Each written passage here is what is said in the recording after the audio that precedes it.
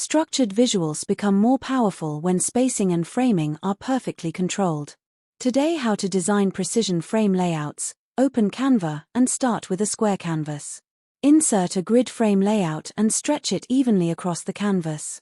Upload your images and drag them into each section, adjusting crops carefully for consistency. Increase spacing slightly between frames to create breathing room.